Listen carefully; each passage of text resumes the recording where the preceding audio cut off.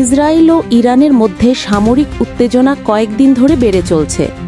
এই সংঘাতের মাঝেই ইরানের অস্ত্র ভাণ্ডারের বর্তমান অবস্থা নিয়ে বিশ্লেষণ করেছেন নিউজ18।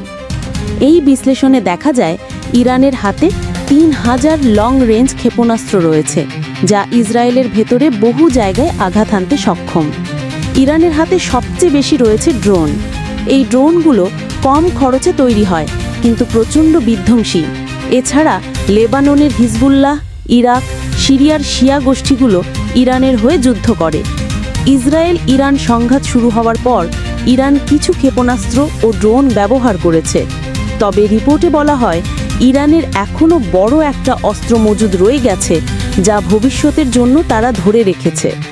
রিপোর্টে আশঙ্কা করা হয় এই যুদ্ধ যদি দীর্ঘায়িত হয়, তাহলে ইরান তার বড় অস্ত্র ভাণ্ডার ব্যবহার করতে পারে, যা ইসরায়েল ও মধ্যপ্রাচ্যের জন্য ভয়াবহ পরিণতি ডেকে আনবে।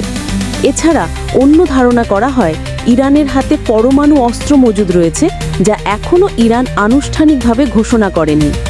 সারা বিশ্বের সকল আপডেট নিউজ পেতে সাবস্ক্রাইব করে নিউজ18-র পাশে থাকুন।